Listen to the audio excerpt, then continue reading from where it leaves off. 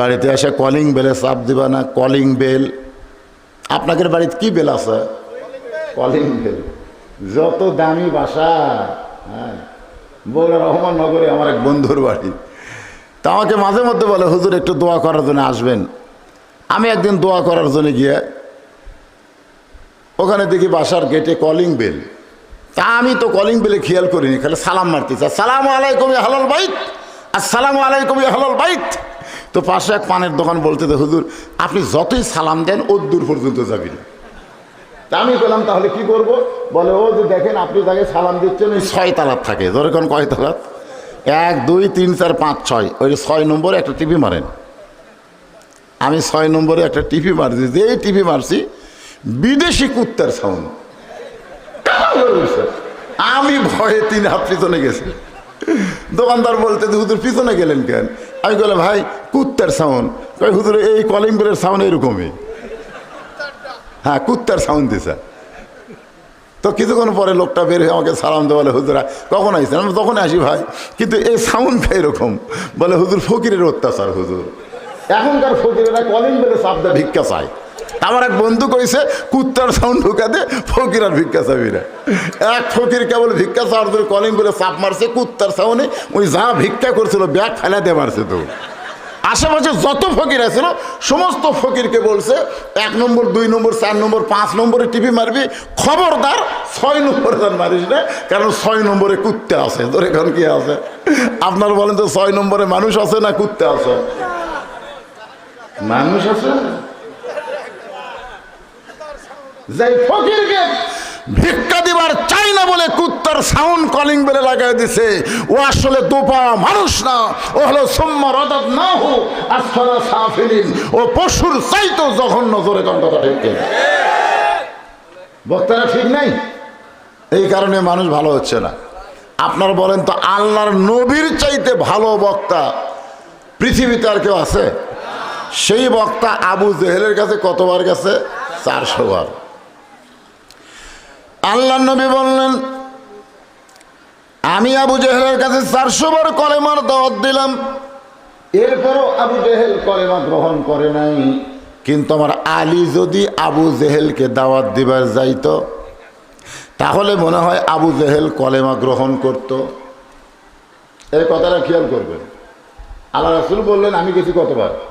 400 বার। আবু জেহেল কলেমা গ্রহণ করনি, কিন্তু আমার আলী যদি কলেমার দাওয়াত না আবু জেহেলের কাছে যাইতো, তাহলে আমার মনে হয় আবু জেহেল কলেমা গ্রহণ করত। তো সাহাবীরা বললেন, হুজুর তাহলে আপনি কষ্ট করে না যায় আলীক পেটে দেন। আল্লাহ রাসূল বললেন, আমারও বড় ভয় যে যদি আবু জেহেল দাওয়াত গ্রহণ না করে, আলী যদি তাকে হত্যা করে। এই তোর কলেমার দাওয়াত দিলাম, কলেমা গ্রহণ করিস না কেন? এই খুঁয়ে বেড়া দিল। তো দাওয়াতের ব্যাপারে তো মারামারি করা যাবে না। আল্লাহ কোরআনে বলেছে, উদউ ইলা সাবিলি রব্বিকা বিল হিকমা মাউইজাতিল হাসানা। সুন্দর ভাষায়, শালীন ভাষায় মানুষকে দাওয়াত দিতে হবে। যদি বুঝবার না পারে তাহলে হেকমতের সাথে। ধরে কোন কিসের সাথে? যে হেকমতটা আলীর কাছে নাই, আছে কার কাছে? রাসূলের কাছে। সুবহানাল্লাহ বলেন। সেই হযরত আলী, রাসূল যখন দুনিয়া থেকে বিদায় নিলেন, বিদায় নেওয়ার পর দিন থেকে হযরত আলী এই দাওয়াতের কাজটা শুরু করলেন। যে কাজটা রাসূল করেছেন সেই কাজটাই হযরত আলী শুরু করলেন। সুবহানাল্লাহ বলেন। আজকে আমাদের বাংলাদেশে দাওয়াতের কাজ আছে না নাই? এখন আছে না? না, দাওয়াতের কাজ আছে। এখন সব দাওয়াতে মানুষ শত্রু হয় না, আবার সব দাওয়াতেই কোরআন হাদিসের তেমন মূল্যায়নও হচ্ছে না। কিভাবে দাওয়াত দিতে হবে, দাওয়াতের সিস্টেমটা কি, এরই উপরে আজকের এই আয়াত নিয়ে আলোচনা হবে। আয়াতটা আপনারা খেয়াল করবেন। আয়াতটা কি? ওয়ামান আহসানু কাওলাম মিম্মান দাআ ইলাল্লাহ ওয়া আমিলা সালিহান ওয়া ক্বালা ইন্নানী মিনাল মুসলিমিন। এর উপরে একটা দাওয়াতের ছোট্ট কথা শোনেন। রাসূল দুনিয়া থেকে বিদায় হয়ে গেলে এক সাহাবী এই দাওয়াতের কাজে বের হয়ে গেলেন। যখন সাহাবী দাওয়াতের কাজে বের হয়ে গেছেন ওই সময় ওই সাহাবীর বউ গর্ভবতী। ধরে কোন কি বতী? গর্ভবতী। তো সাহাবী এসে বলতেছেন, রাসূল দুনিয়া থেকে যাওয়ার সময় বলে গেছে যে আমি চলে যাচ্ছি, আমি চলে যাওয়ার পর আমার এই দাওয়াতের দায়িত্ব আমার সাহাবীদেরকে দিয়ে দিলাম। তো নবী যখন চলে গেছে দুনিয়া থেকে, আমি নবীর কাজ করতে চাই। তো বউ বলতেছে আমি এখন গর্ভবতী, এই অবস্থায় আমাকে রেখে আপনি যদি দাওয়াতের কাজে চলে যান তাহলে আমার দেখাশোনা কে করবে? আমার দেখাশোনা কে করবে? তখন ওই সাহাবী বলতেছে আমি তোমাকে আল্লাহর উপরে ভরসা রেখে,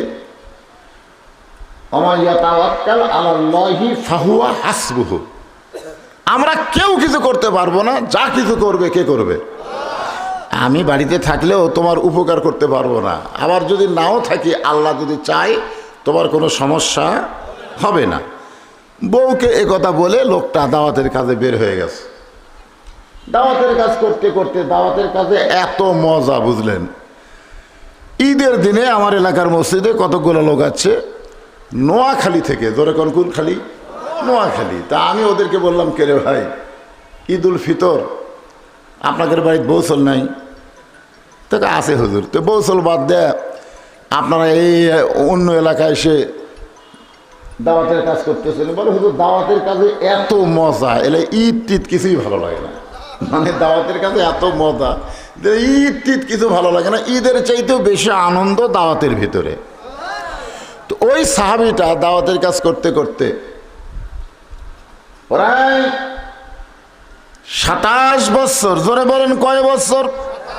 27 বছর দাওয়াতের কাজ করতে করতে আফ্রিকার জঙ্গল পর্যন্ত গেছে। আফ্রিকার মানে লোকালয় শেষ করে দাওয়াতের কাজ করতে করতে জঙ্গলের মধ্যে গেছে। তখন জঙ্গলের পশুপক্ষী বলতেছে তোমার আর দাওয়াত দেওয়া লাগবে না, তুমি এখন ব্যাগ যাও। তো ওই সাহাবী নিয়ে চলে আইছে নিজের এলাকায়, এসে দেখে সুন্দর একটা মসজিদ গড়ে উঠছে। যখন তিনি দাওয়াতের কাজ করতে গেছিলেন তখন কিন্তু মসজিদ ছিল না। কয় বছর আগে? 27 বছর আগে। কিন্তু এখন ফিরে এসে দেখে ওই জায়গায় একটা সুন্দর মসজিদ গড়ে উঠেছে।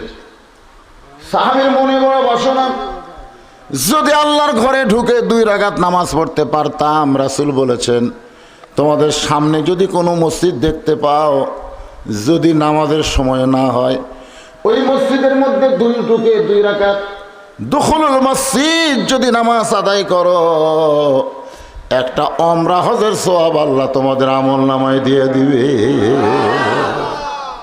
নতুন মসজিদ, লোভ হয়েছে। মসজিদ দেখলে নামাজিদের লোভ হয় কি হয় না? তো এই সাহাবী বুড়া বয়সে যখন গেছিল তখন যুবক, আর এখন বুড়া বয়সে এসে মসজিদে 2 রাকাত নামাজ আদায় করে নামাজের সালাম ফিরাই দেখে মসজিদের বারান্দায় কতগুলো ছোট ছোট বাচ্চাদেরকে একটা যুবক কোরআনের তালিম দিচ্ছে।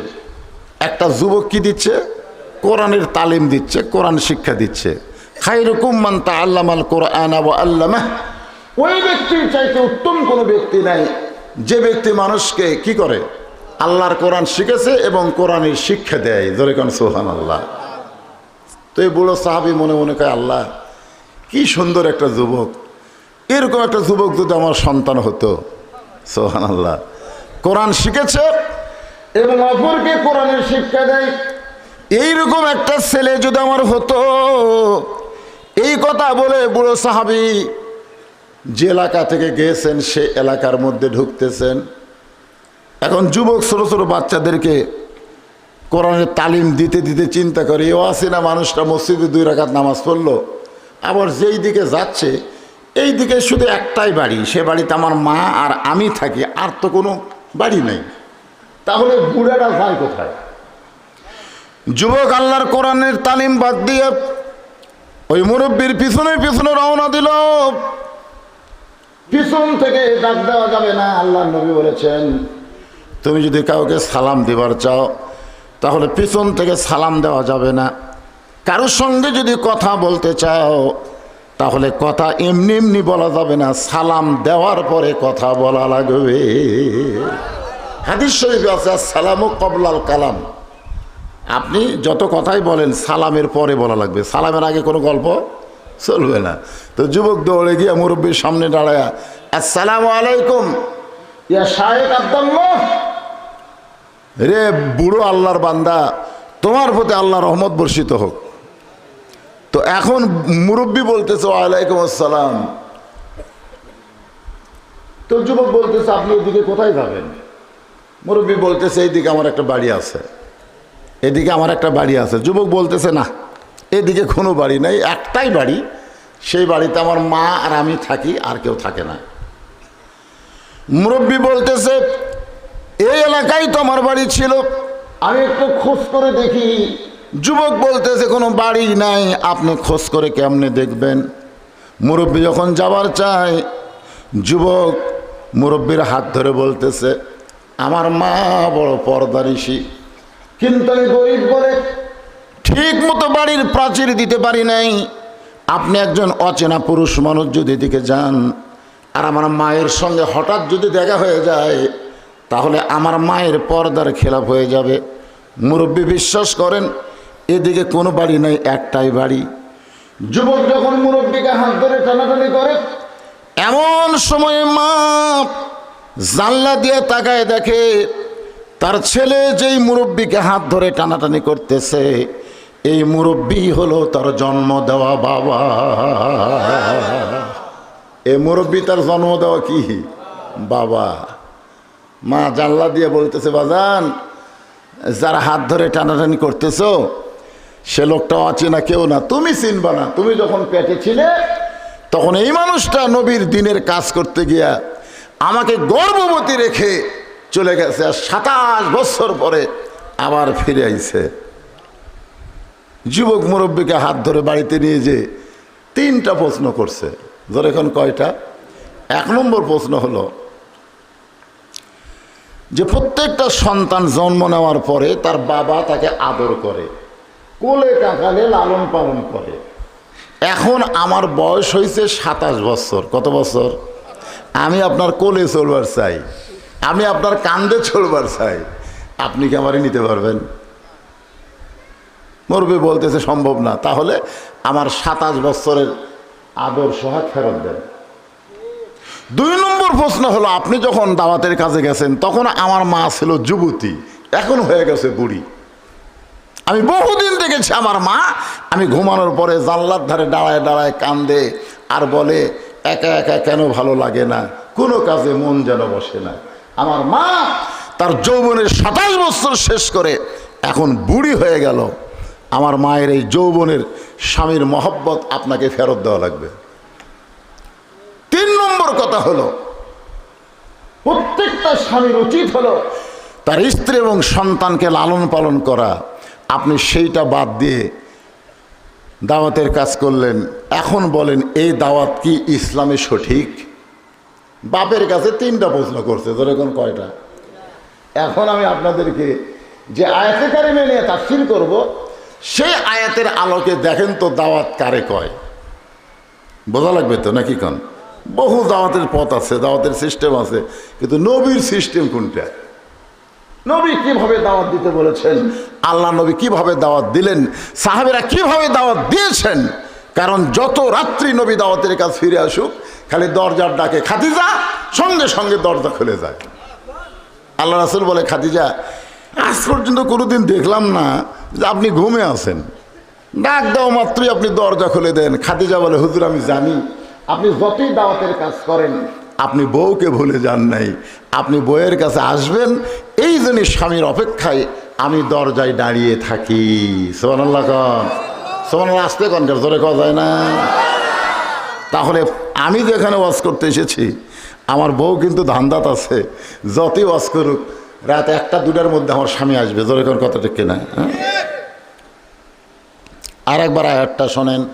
ওয়ামান আহসানু قولا ممن دعا إلى الله وعمل صالحا وقال إنني من المسلمين। তাহলে যুবক তার বাপকে কয়টা প্রশ্ন করছে? 3টারই কিন্তু উত্তর আল্লাহর কোরআন দিয়া আমি আপনাদের শোনাই দিব। শুনবেন না? এখন আসেন সহি সিস্টেমটা শোনেন। হযরত আলী দাওয়াতের কাজ করে নিজের বাড়ির দিকে আসতেছেন, কারণ বাড়িতে বউ সন্তান আছে।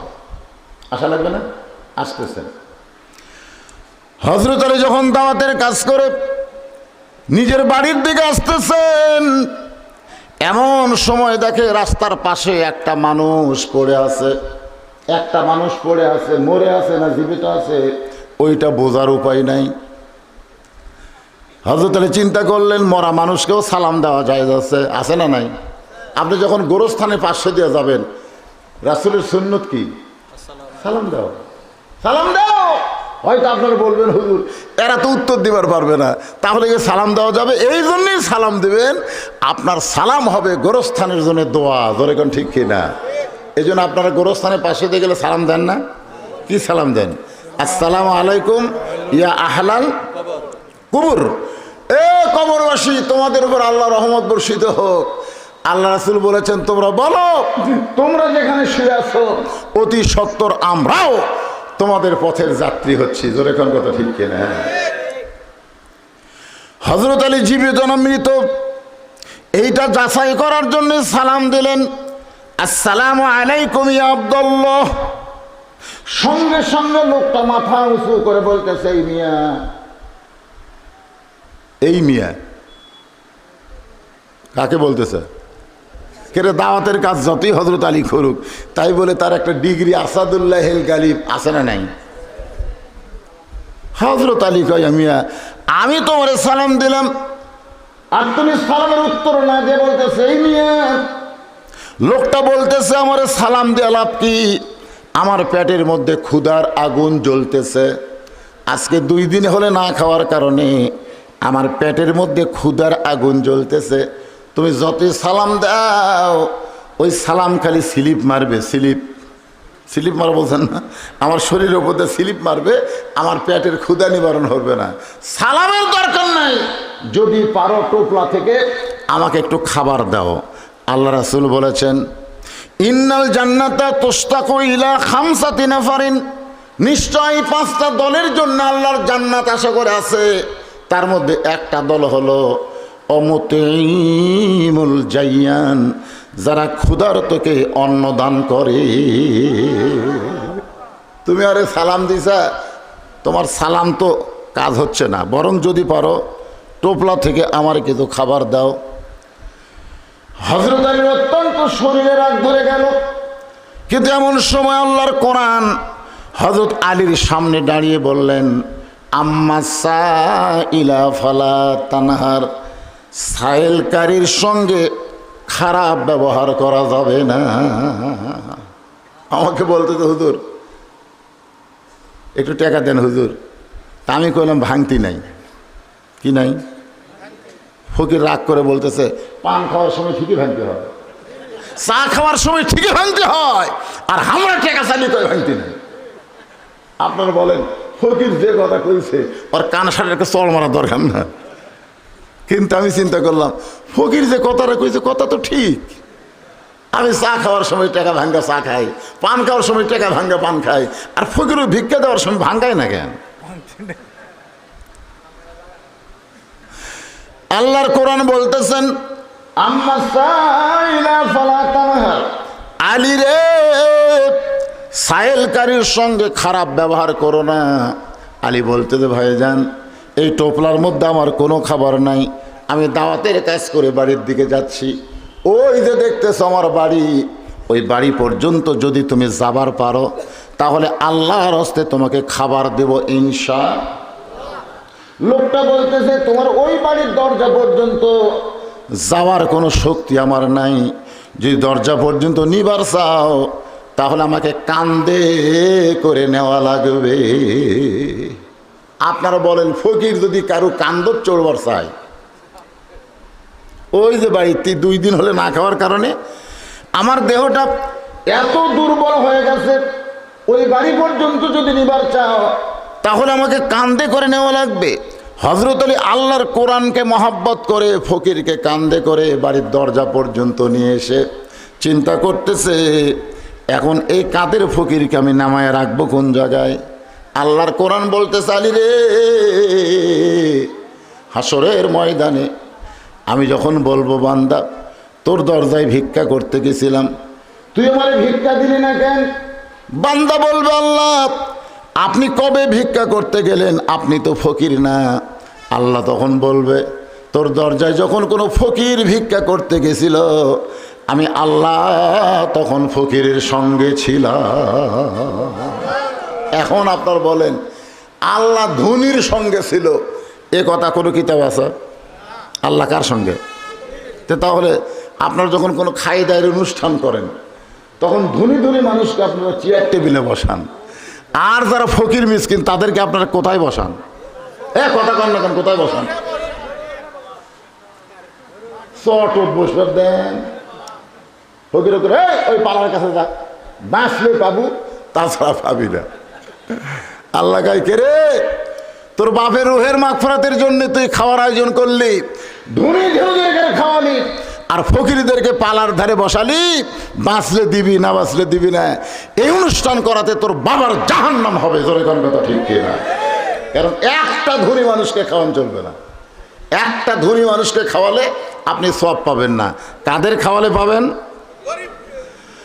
আর পড়েন, সবাই জানেন সূরা মাউন। আর আইতাল্লাযী ইউকাযযিবু বিদ্দীন ফাযালিকাল্লাযী ইয়াদউল ইয়াতীম ওয়ালা ইয়াহুদ্দু আলা তুআমিল মিসকিন ফাওয়াইলুল লিল পড়েন ফাওয়াইলুল লিল মুসাল্লিন আল্লাযীনা হুম আন সালাতিহিম সাহুন আল্লাযীনা হুম ইরাউন ওয়া ইয়ামনাউনাল মাউন।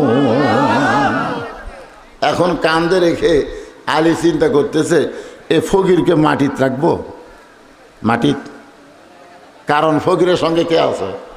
এই কথা কন না কেন, কে আছে? হযরত আলী দেখলেন টোপলার মধ্যে মখমলের একটা চাদর আছে।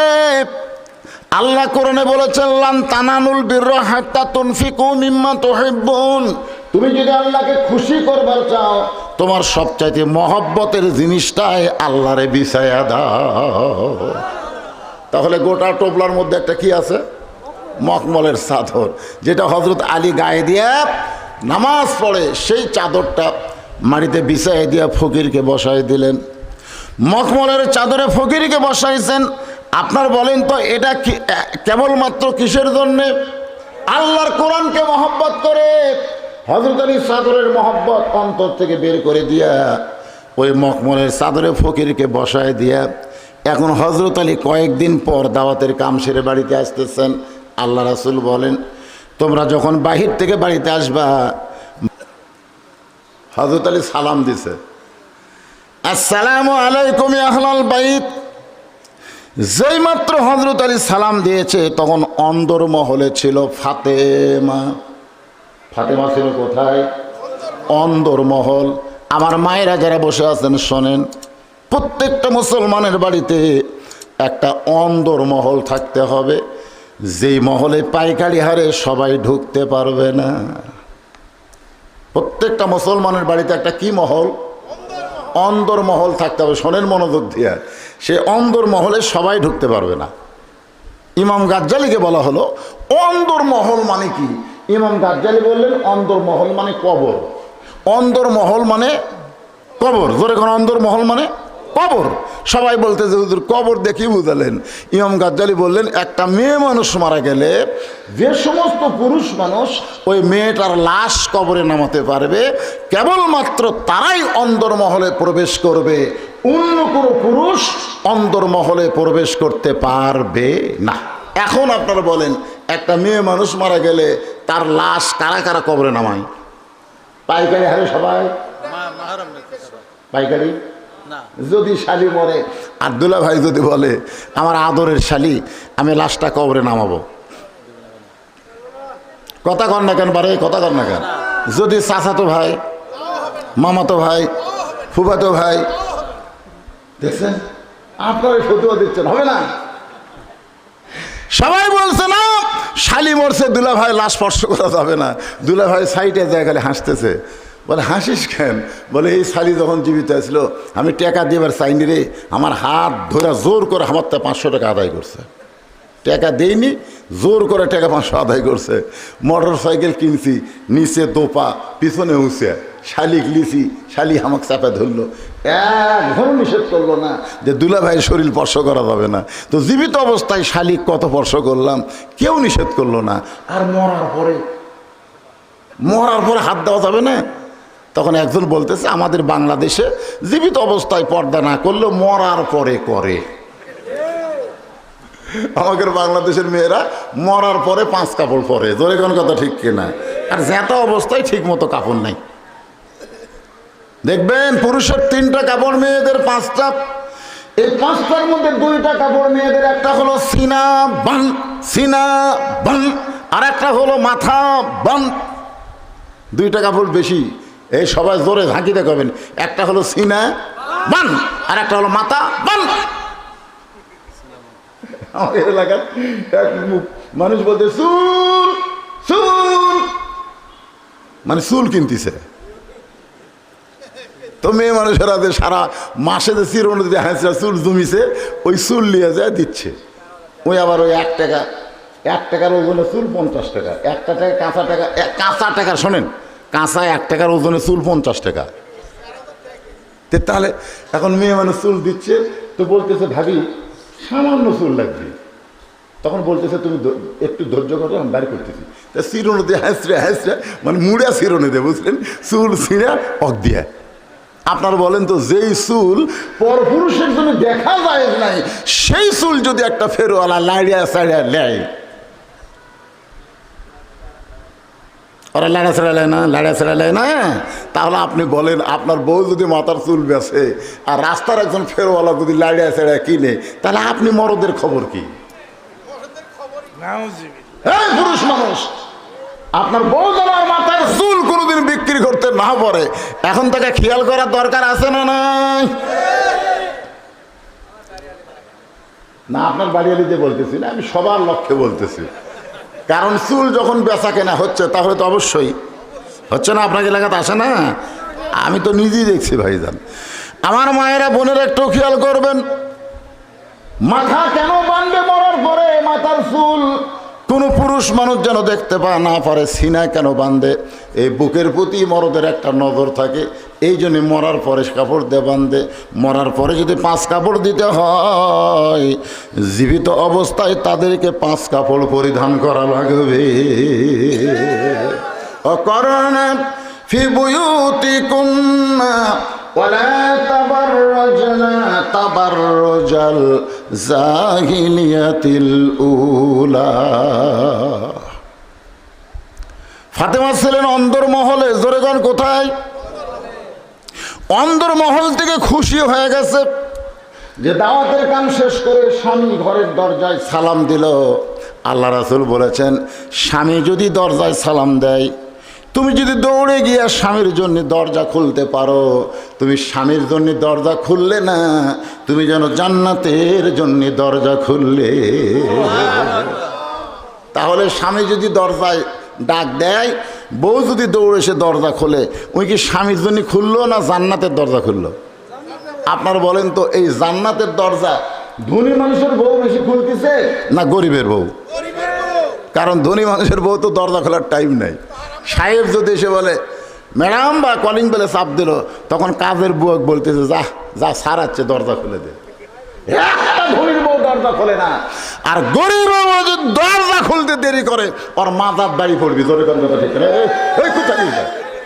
এই জন্য অধিকাংশ গরিবের বউয়েরা জান্নাত যাবে। জোরে কোন সুবহানাল্লাহ। শুধুমাত্র স্বামীর জন্য দরজা খোলার জন্য। যেই মাত্র হযরত আলী সালাম দেয়, সঙ্গে সঙ্গে ফাতেমা অন্দরমহল থেকে তড়িঘড়ি করে সে দরজা খুলতে চায়, কিন্তু মাঝখানে এসে ঘুরমি খেয়ে পড়ে গেছে, দরজা পর্যন্ত আসতে পারে নাই। অন্দরমহল থেকে দরজা, তার মাঝখানে এসে ঘুরমি খেয়ে পড়ে গেছে। ঘুরমি খেয়ে পড়ে গেলে হযরত আলী দরজা থেকে চমকে উঠছেন।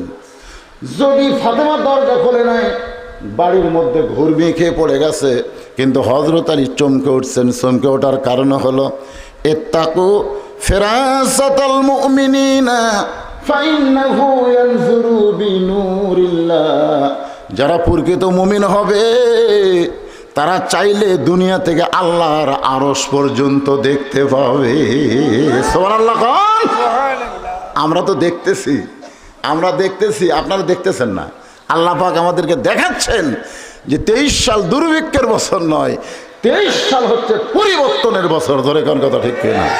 প্রধানমন্ত্রী কইছে 23 সাল হলো দুর্ভিক্ষ না, পরিবর্তন হবে, পরিবর্তন। তোমরা মনে করতেছ আলেম ওলামার হাতে হাত দেওয়ার জন্য মানুষ পাগলা রে। গতকাল দিনে করছি পলাশবাড়ি মাহফিল, খালি আমার হাততে একটু হাত ঠেকাবি, এরই জন্য হাজার হাজার মানুষ লাইন ধরে আছে। আমাকে ওরা বেড়া দিয়ে ঘরের মধ্যে লিয়ে এলো, হুজুর সবাই যদি একবারও করে আপনার হাতে একটা সিপি মারে আপনার হাত তো ভেঙে দেবে। আমি চিন্তা করলাম এই হাতের সঙ্গে হাত লাগানোর জন্যে কত মানুষ ব্যস্ত, অথচ এই হাতে হাত করা পড়াচ্ছে। তোর এখন কথা ঠিক কিনা? আপনার মনে করতেছেন এইরকমই থাকবি, পরিবর্তন আসতেছে ইনশাআল্লাহ। আপনারা দেখবার পাচ্ছেন না, কিন্তু আল্লাহ আমাদেরকে দেখাচ্ছেন ইত্তাকু ফিরাসাতাল মুমিনিনা ফাইন্নাহু ইয়ানজুরু বিনুরিল্লাহ। এই কোরআনের নজর দিয়ে দেখেন, অবশ্যই জালেম থাকবে না, আলেম এসে পরিবর্তন হবে। ধরে কোন কথা ঠিক কিনা? কি দেখতেছেন? হবি না হুজুর, হবি না হুজুর, হবি না। আল্লাহর বান্দা হযরত আলী দরজা থেকে চমকে উঠছে। এখন ফাতেমা দরজা খুলতে না পারলে কি হবে? নিজেই দরজা খুলে বাড়ির মধ্যে গিয়ে দেখে ফাতেমা ঘুরমি খেয়ে পড়ে।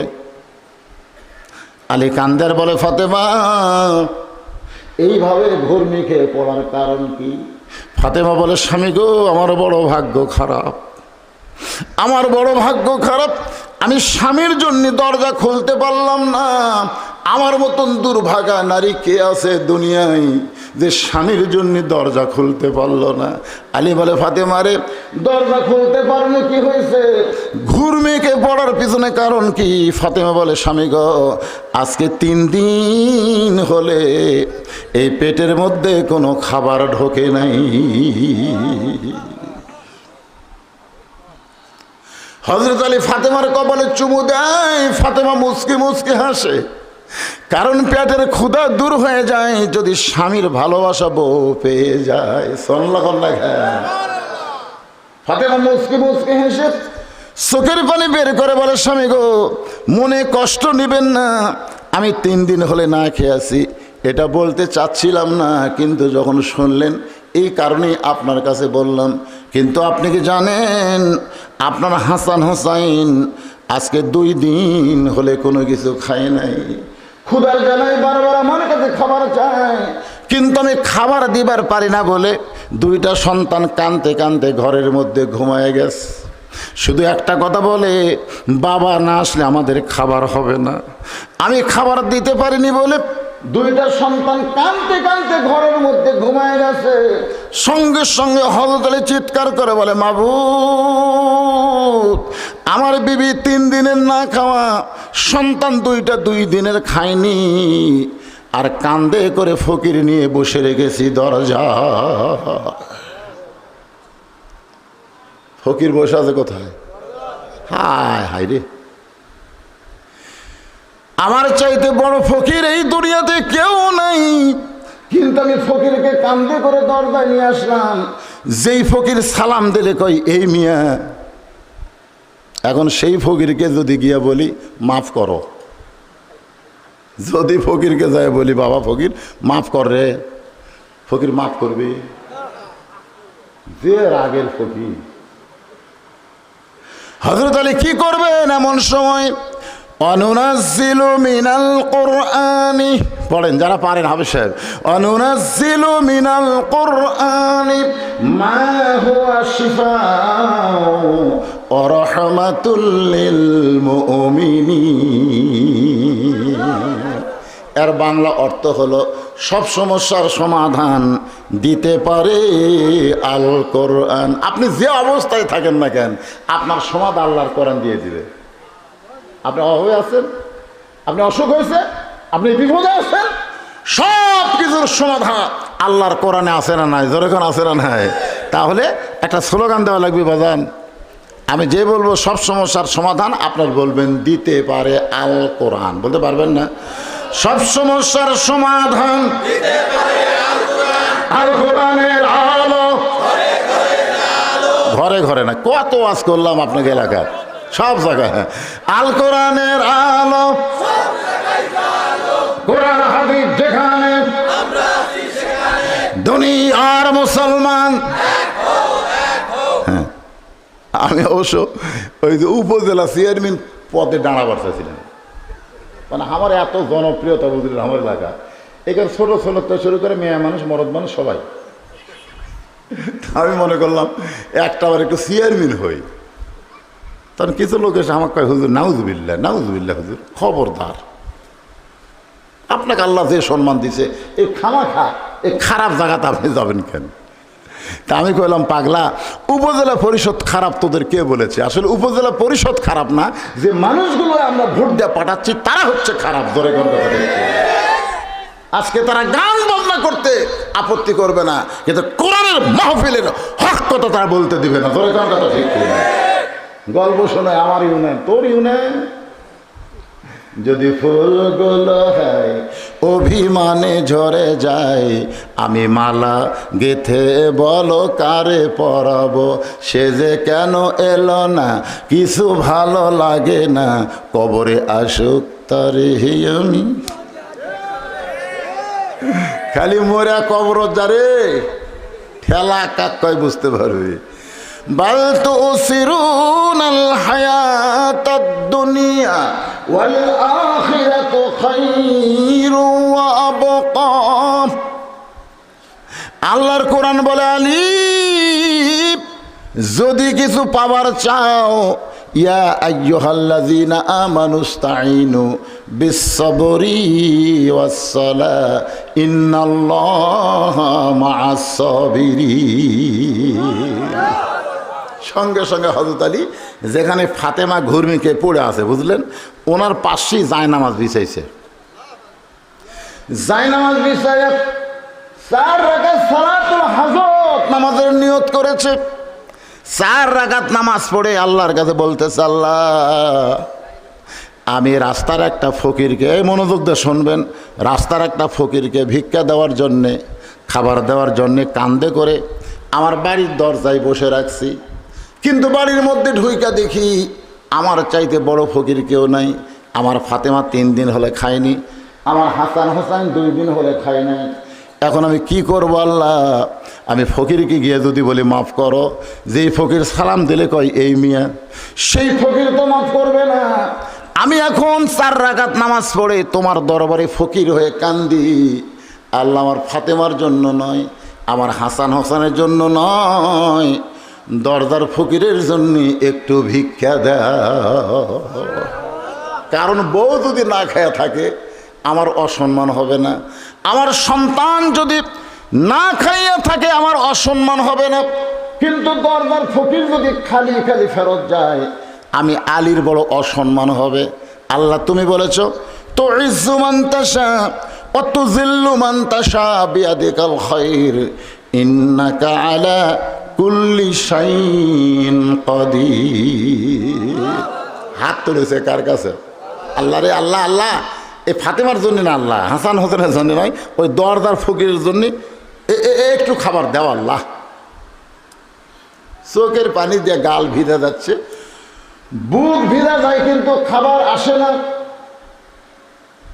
হযরত আলী বিরক্ত হইয়া, বিরক্ত, জোরে গান কি, বিরক্ত হয়ে বলতেছে, আল্লাহ, লিমা তাকুলু মা লা তাফআলুন।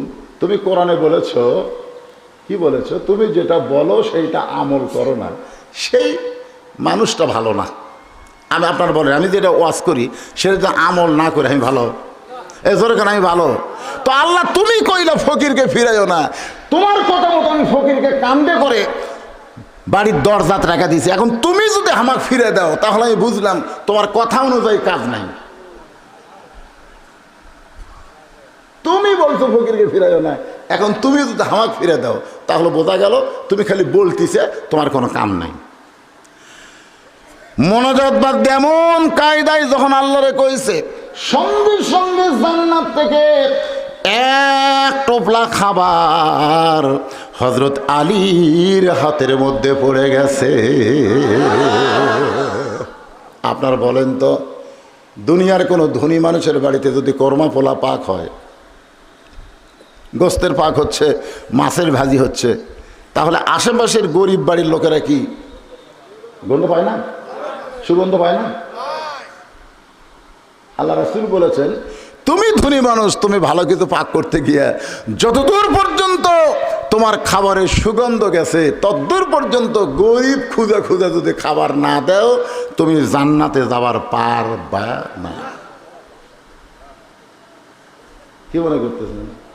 প্রতিদিন তো মারতেছেন খালি সমানে, সব কিছুর দাম বেশি, গরিবরা কামাই করে 500, দৈনিক খরচ হয় 700। মাছ গোস্ত কিনবে যে হারে জিনিসের দাম, তোর কোন কথা ঠিক কিনা? তাহলে দুনিয়ার ধনী বাড়ির সুগন্ধ যদি গরিবের বাড়িতে যায়, অনেক ধনী মানুষ আছে তার সন্তানকে আপেল কিনে দেয়, কমলা কিনে দেয়। ছোট বাচ্চা কমলা খাইতে খাইতে ধনীর ছেলে বাইরে যায়, ওই কমলা খায় আর চোঁচা ফেলা দেয়, দেয় না? একটা গরিব ছেলে ওই কমলার চোঁচা আলিয়া মুকুট দেয়, মুকুট দিয়ে দৌড়ে গিয়ে বাপের সামনে বলে, বাবা, ও বাবা, আমি এটা খাবো। ছোট মানুষ তো, বাপকে বলে, বাবা এটা আমি খাবো। বাপ ঠাস করে চড় মারে, চাউল কিনার পয়সা নেই, কমলা খাবি। আল্লাহ বলে, বান্দারে, তুমি তোমার সন্তানকে ঠিক মতো খাওয়াতে পারো নাই, রাস্তায় ফেলে দেওয়ার কারণে গরিব ছেলে চোষা নিয়ে বাবার কাছে কমলা খাবার গেলে ওই বাবার চরটা সন্তানের গালে মারছে, আল্লাহ তোমার কাছ থেকে জান্নাত সরাইয়া নিছে। তাই ধনীরা একটু সাবধান হওয়ার দরকার আছে না নাই? এই দরকার আছে না নাই? এখন দুনিয়ার খাদ্যের সুগন্ধ যদি গরিব মানুষের যায়, তাহলে বেহেশত থেকে, জান্নাত থেকে আলীর হাতে খাবার আইছে। আপনার বলেন তো, এই খাবারের সুগন্ধ আছে না নাই? সুগন্ধ ঢুকছে হাসান হোসেনের নাকের মধ্যে, এরা দুই ভাই ঘুম পাড়তেছে, কিন্তু জান্নাতের খাদ্যের সুগন্ধ হাসান হোসেনের নাকের ভিতরে। এখন দুই ভাই লাফ দিয়ে উঠছে, ঘুম থেকে লাফ দিয়ে উঠে দরজা খুলে দেখে বাবার হাতে খাবার টোপলা। মাকে লক্ষ্য করে বলতেছে, মা, আজকে না খাই আমরা কত কষ্ট করি, তোমার কাছে খাবার চাইলে তুমি খালি কান্দো, মা, খাবার দিতে পারো না। বাবার হাতে খাবার টোপলা, বাবা না হলে খাবার পাওয়া যায় না। হাসান বাবার সামনে গিয়ে দাঁড়াইছে, আর হুসাইন দৌড়ে গিয়া বাবার দুইটা পা ধরে বলতেছ, বাবা আর দেরি করো না, বাবা তাড়াতাড়ি টোপলা খুলে আমাদেরকে খাবার দাও। হযরত আলী দুইটা সন্তানের মুখের দিকে তাকাইয়া চোখের পানি বের করে কাঁদতেছে, আল্লাহ, আমার দুইটা সন্তান বাবা বাবা বলে আমাকে ডাকতেছে, খাবার চাচ্ছে, আমি কি করব আল্লাহ? কোরআন বলতেছে, ইন্নামা আমওয়ালুকুম ওয়া আওলাদুকুম ফিতনা, সম্পদ আর সন্তান হলো বিপদ রে আলী। দরজার ফকিরের জন্য ভিক্ষা চাইছিস, দরজার ফকিরের জন্য পাইছিস, খবরদার নিজের সন্তানের সামনে টোপলা খুলবি না। সুবহানাল্লাহ ধরে কয়। আল্লাহ কোরআনে বলেছে, ইন্নামা আমওয়ালুকুম ওয়া আওলাদুকুম ফিতনা, নিশ্চয় তোমাদের সম্পদ আর তোমাদের সন্তান হলো বিপদের কারণ। আজকে যাদের সম্পদ বেশি আছে, আপনারা বলেন তো বিপদ কম না বেশি? ঠেলা বুঝবেন, শতকরা 2.5 টাকা, শতকরা 2.5 টাকা গরিবদের দরজায় আপনাকে হিসাব করে দিয়ে আসা লাগবে। কোনো গরিব আপনার কাছে আসবে না। গরিবের কি ঠেকা রে? আপনার শতকরা 2.5 টাকা হলো গরিবের হক। আপনি 1000 টাকার মধ্যে 25, 1 লাখের মধ্যে 2.500, 1 কোটির মধ্যে 2.5 কোটি টাকা গরিবদের কাছে যায়, বল ভাইরে এই টাকাটা তোরা নিয়ে আমাকে জান্নাত যাওয়ার রাস্তা করে দে রে। তোরা যদি না লিস ভাই, আমি কিন্তু জাহান্নামের আগুনে পড়বো রে। কি মনে করতেছেন এই টাকাটা? হ্যাঁ। আর 2 নম্বর হলো সন্তান। একটা হলো সম্পদ আর একটা সন্তান। আপনারা বলেন তো, সন্তান কি রহমত না বিপদ? কথা কয় না। ও যে 2টা লাভ দিয়ে উঠলো, ওই যে দেখেন 2টা লাভ দিয়ে উঠলো। এই সন্তানগুলো এখন এত নষ্টের দিকে চলে গেছে। ইঞ্জিনিয়ার সাহেব শোনেন, ইঞ্জিনিয়ার ভাই, এই ইঞ্জিন এসে কোন দিক থেকে আছে? এই সন্তানগুলো এত খারাপ হয়ে গেছে। আগে আমরা বিকেলবেলা দেখতাম ছেলেরা ফুটবল খেলতো, ক্রিকেট খেলতো, এখন বিকেলবেলা সব মাঠ ফাঁকা। কেরে ছেলেরা কোথায়? বলে হুজুর গাছতলাত গেলেই দেখতে পারবেন। গাছতলাত যায়, গাছতলাত যায় দেখে 15 জন এরকম মোনাজাত করতেছে। 15 জন মানে মোবাইল হাতত নিয়ে কি যে করতেছে। আমি তো প্রায় ওয়াজে বলি, বর্তমান যুবকেরা যেভাবে নষ্ট হয়ে গেছে, স্বয়ং জিবরাইল সেও যদি ওয়াজ করে এরকম ভালো করা যাবে না। এদেরকে ভালো করতে গেলে একটাই মাত্র, সেটা হলো আল্লাহর কোরআনের আইন লাগবে। ধরে কোন কথা ঠিক কিনা? আল্লাহর কোরআনের আইন ছাড়া বর্তমান সরকারের আইন দিয়ে এই যুবকদেরকে ভালো করা যাবে না। কারণ ফ্রি ফায়ার, পাবজি গেম খেলার নিষেধাজ্ঞা আছে, তারা এটি 2 ঘন্টা বসতে পারবে না। তো ওরা কিছুক্ষণ মানে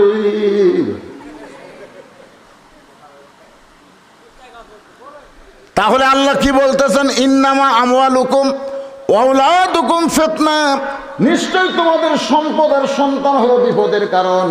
এখন আপনাদের কাছে আমার প্রশ্ন হলো, আলীর কাছে সন্তান বড় না আল্লাহর কোরআন বড়? আল্লাহর কোরআনকে গুরুত্ব দিয়ে হযরত আলী যখন দরজার দিকে ওই খাবার টোপলা নিয়ে যাওয়ার চায়, এমন সময় হোসেন কাঁকড়ার মতন, কাঁকড়া বোঝেন না, কাঁকড়ার কামড় খাচ্ছেন কোনো দিন? কাঁকড়ার মতন 2টা পা চাইবা ধরেছে, এমনভাবে বাবার 2টা পা চেপে ধরেছে। ও বাবা, ক্ষুধা লাগছে বাবা, তাড়াতাড়ি টোপলা খুলে খাবার দাও। কিন্তু হযরত আলী সন্তানের দিকে না তাকায় যখন দরজার ফকিরের দিকে যাবার চায়, এখন হোসাইন পাও ছাড়ে না, কি করবে? কিতাবের মধ্যে আছে হযরত আলী এক হাতে টোপলা নিয়ে আর ডান হাত দিয়ে হোসাইনকে হ্যাঁচকা টান মারছে। ওই পায়ের বাঁধন খোলার জন্যে হ্যাঁচকা টান মারে যখন রাইকা দিছে, ঘুর মেখে 2 দিন না খাওয়া সন্তান পড়ে গেছে। হযরত আলী যখন টোপলা নিয়ে দরজার দিকে যাবার চায়, এমন সময় হোসাইন ওই বাবার দিকে এভাবে আঙ্গুল তুলে বলতেছে, ও বাবা, তুমি আমাকে মারছো বাবা, তুমি আমাকে ফেলে দিয়েছো বাবা, তুমি কি আমারে চিনো? লিল্লাহু আকবার। এভাবে শাহাদত আঙ্গুলি তুলে হযরত আলীকে লক্ষ্য করে বলতেছে, ও বাবা, তুমি আমাকে মারছো বাবা, তুমি আমাকে ফেলে দিয়েছো বাবা, হাতে খাবার থাকার পরও সন্তানকে না দিয়া যাকে আসার মারার মতন মারছো বাবা, তুমি কি আমারে চেনো?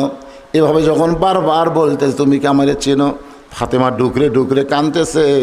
হাসান দৌড়ে এসে হোসেনের মাথাটা বুকের মধ্যে নিয়ে বলে, ভাইজান এমন করে বাপরে কেন বলতেছিস? হোসেন বলে, আমি ছাড়বো না, আমার বাবা মনে হয় আমাকে চিনে না। হযরত আলীর গোটা দেহ থরথর করে কাঁপতেছে, কারণ এমন কথা হোসেন বলেছে, বাবা তুমি আমাকে মারছো বাবা, ফেলে দিয়েছো বাবা, তুমি কি আমায় চিনো? আলীর মনে পড়ে গেছে, একদিন আল্লাহ নবী বললেন, সাহাবীরা রে, আমি আমার জীবনে একটা ঘটনা তোমাদের শোনাতে চাই। সাহাবীরা বললেন, হুজুর কি ঘটনা? রাসূল বললেন, তাহলে শোনো, যে হোসাইন সবসময় আমার কাছে ঘুরঘুর করে, তোমরা কি সেই হোসাইনকে চিনো? সমস্ত সাহাবী বলতে যে কেন চিনব না, আলী আর ফাতেমার সন্তান হলো হোসাইন। রাসূল বললেন, আমিও জানি আলী আর ফাতেমার সন্তান, কিন্তু আজকে মসজিদ নববীর মধ্যে এমন একটা ঘটনা ঘটে গেল, আমি নবী বসে আছি, এমন সময় ফেরেশতা জিবরাইল আমার কাছে আল্লাহর কোরআন নিয়ে এসে হাজির। কোরআন যখন দেওয়া নেওয়া হয়ে গেল, ফেরেশতা জিবরাইলকে আমি যাইতে বলতে ভুলে গেছি, কারণ জিবরাইল আসে আল্লাহর হুকুমে, জোরে কোন কার হুকুমে, আর যায় নবীর হুকুমে। মাশাআল্লাহ, ফেরেশতা জিবরাইল আসে আল্লাহর হুকুমে, আর বিদায় নাই নবীর হুকুমে। কিন্তু নবী হুকুম দেয়নি, এখন জিবরাইল মনে করতেছে নবী যখন যাবার বলতেছে না, নবীর কাছে একটু বরকতের জন্য বসে থাকবো। সাল্লাল্লাহু। ফেরেশতা জিবরাইল দাহিয়াতুল কালবি সাহাবীর চেহারায় নবীর পাশে যখন বসে আছে বরকতের জন্যে, এমন সময় কোত্থেকে হোসাইন দৌড়ে এসে বলতেছে, ও নানু ভাই, আজকে কিন্তু তোমার কাছে আমি যাব না, তোমার কাছে যাব না। নবী সুমকে বলতেছে, আমার কাছে যদি না যাও তাহলে কার কাছে যাবে? হোসেন বলে, না না, মায়ের কাছে খাবার চাইছি, মা বলে খাওয়া নাই। আমি তখন বলছি আমার নানার কাছে যাই, আমার মা বলেছে খবরদার তোর নানার কাছে যাস না রে, তোর নানা ক্ষুধার জ্বালায় পেটে পাথর বাঁধা আছে। ও নানা, তোমার কাছে যাব না, কিন্তু তোমার পাশে যে সাহাবী বসে আছে এই বেটাকে আমি ছাড়ব না। আপনারা বলেন তো, সাহাবীরা জিবরাইল, একের দৌড় এসে দাহিয়াতুল কালবি বিশ্বাস করে কোলের মধ্যে বসে বলতেছে, নানার সাহাবি মাঝে মধ্যে আসো, কি যেন গুদুর গুদুর করে কওয়ার ফসকান দেওয়া। আজকে যখন তোমারে পাইছি, না দেওয়া পর্যন্ত তোমাকে আমি ছাড়বো না, তাড়াতাড়ি আমাকে খাবার দাও, আমাকে খাবার না দিলে তোমাকে ছাড়বো না। এই বলে দাহিয়াতুল কালবি সাহাবী বিশ্বাস করে দাড়ির মধ্যে এরকম হাত ঢোকায় খালি টানতেছে। ফেরেশতা জিবরাইল খালি ওঁসমস করতেছে। ওঁসমস বলতেন না, কি বিপদে বললাম। আল্লাহ রাসূল ডাক দেয়, বলে জিবরাইল ওঁসমস করো কেন? এলকা করে ইশারা করে বলতেছে, এরকম ওঁসমস কেন করতেছো? জিবরাইল বলে, হুজুর আমার কোলের মধ্যে বসে দাড়ির টান মারতেছে, এই জন্যই বিরক্ত লাগতেছে। রাসূল কান্দার বলে, জিবরাইল রে, তোমার কোলের মধ্যে বসে দাড়ির টানটা খাবার চাই, ওই ছোট্ট বাচ্চারে কি তুমি চিনো? ফেরেশতা জিবরাইল বলে, নবী গো, এইটা আপনার ছোট রাতে হুসাইন, কেন চিনবো না? রাসূল বলে, জিবরাইল শুধু হোসেন বললে হবে না, তাহলে শোনো, আমি নবী ছিলাম নামাজের সেজদায়, কোত্থেকে দৌড়ে এসে আমার পিঠে চড়ে বলতেছে, চল ঘোড়া চল, চল ঘোড়া চল। আমি নামাজ পড়া অবস্থায় হোসেনকে যখন পিঠ থেকে নামাবার চাই, নামাজের মালিক আল্লাহ ডাকতে বলে, হাবিব আপনাকে ঘোড়া বানাইছে, আমি আল্লাহর বড় ভালো লাগতেছে। যতক্ষণ আপনার পেটে হোসেন চড়ে বসে থাকবে, আপনি সেজদা থেকে মাথা তুলবেন না। জিবরাইল রে, আমি নবীরে ঘোড়া বানাইলে যদি আল্লাহর ভালো লাগে আর তোমার কোলের মধ্যে বসেছে, তুমি ওসমস করো না। সঙ্গে সঙ্গে ফেরেশতা জিবরাইল খামোশ হয়ে গেছে। উরি বাবা রে, নবীরে ঘোড়া বানাইলে যদি আল্লাহর ভালো লাগে তাহলে আমি তো থুতিই নাই। কিন্তু হোসেন একই কায়দা, বারবার খাবার না দিলে তোমাকে ছাড়বো না। ফেরেশতা জিবরাইল চোখ দিয়ে দর দর করে পানি পড়তেছে। আল্লাহ ডাকতে বলে, জিবরাইল ফান্দে পড়া বগ হইয়া কান্দিস না, যে তোর কোলে বসে খাবার চাই, আমি আল্লাহ তাকে এত ভালোবাসি রে জিবরাইল, জান্নাতের বাগানের আঙ্গুর তোর জামার ডান পকেট ভরায়া দিলাম। লিল্লাহে তাকবীর। আমি আল্লাহ এত ভালোবাসি, জান্নাতের বাগানের আঙ্গুর তোর জামার ডান পকেট ভরে দিলাম। দাহিয়াতুল কালবি সাহাবীর চেহারায় ফেরেশতা জিবরাইল আঙ্গুরগুলো বের করে হোসেনের হাতে দিছে। নবী আমার চমকে উঠছে, কারণ নবী জানে এইটা হলো জিবরাইল। ধরে কোন এইটা কি? এইটা হলো জিবরাইল। আঙ্গুর পাইলো কোথায়? জিবরাইল ইশারা করে বলে, রাসূলুল্লাহ আপনার এই ছোট নাতিকে আল্লাহ এত ভালোবাসে, জান্নাতের বাগানের আঙ্গুর আমার পকেট ভরে দিয়েছে। এবার হোসেন আঙ্গুরগুলো নিয়ে আল্লাহ নবীর কাছে গিয়ে বলে, নানা গো, দেখো তোমার সাহাবী কত বড় বেয়াদব, তোমার সাহাবী কত বড় বেয়াদব, পকেট ভরা আঙ্গুর নিয়ে বসে থাকে, অথচ তোমাকে আঙ্গুর দেয় না। ধরো নানা, কয়েকটা আঙ্গুর তুমি নাও। তুমি মনে করো না নানা যে আমি একলা খাবো, কারণ মায়ের কাছে শুনেছি ক্ষুধার জ্বালাই তুমি পেটের বাঁধর বেঁধেছ। ধরো নানা, কয়েকটা আঙ্গুর নাও। এই বলে নবীর হাতে কয়েকটা আঙ্গুর দিয়ে বলে, নানা তুমি আমার মুরব্বী, তোমার বেদর সাহাবী হলে কি হবে, সেও তো আমার মুরব্বী। এই বলে কয়েকটা আঙ্গুর ফেরেশতা জিবরাইলকে দাহিয়াতুল কালবি বিশ্বাস করে হাতের মধ্যে দিয়া বলে, না না, তোমরা দুইজন মুরব্বী না খাইলে আমি হোসাইন কিন্তু খাবো না। আল্লাহ নবী চমকে গেলেন, কারণ নবী আঙ্গুর খাবার পারে, নবী মানুষ। কিন্তু ফেরেশতা জিবরাইল যদি দাহিয়াতুল কালবি সাহাবীর চেহারায়, সে তো আর আঙ্গুর খাবার পারে না। হোসেন বলে, না না, তোমরা দুইজন মুরব্বী না খাইলে কিন্তু আমি খাবই না। কিছুক্ষণ পরে দেখে ফেরেশতা জিবরাইল আঙ্গুর নিয়ে চায়া আছে, নবীও মুখে দিবার চায়। হোসেন বলে, না না, তোমার সাহাবীরে খাবার কও, তারপরে তুমি খাও। কিন্তু নবী কেমনে বলবে, কারণ নবী তো জানে জিবরাইল। অনেক সময় ধৈর্যদের হোসেন বলে, না না, বুঝবার পারছি, তোমার সাহাবী একা একা আঙ্গুর খাবার চাই, আমি আর তুমি নিচে বলে সে রাগ করে খাইতেছে না।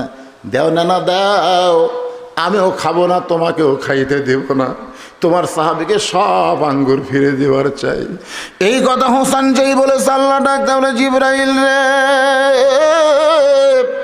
আমার নবীর ওসিলায় আর হোসেনের দাওয়াত দেওয়ার কারণে তোর হাতে যে কয়টা আঙ্গুর দিছে সে আঙ্গুর খাওয়ার অধিকার তোরে দিয়া দিলাম। রাসূল ডাকতে বলে, সাহাবীরা রে, যেই হোসাইন জিবরাইলের কাছ থেকে জান্নাতের আঙ্গুর নিছে, আবার জিবরাইলকে আঙ্গুর খাওয়াইছে, সেই হোসাইনকে তোমরা চিনো?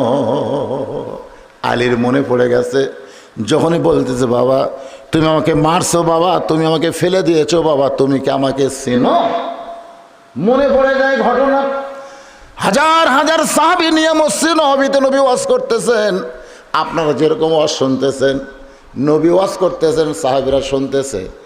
আমার ওয়াজ শোনা আর নবীর ওয়াজ শোনা আকাশ পাতাল তফাৎ, জোরে কোন ঠিক কিনা?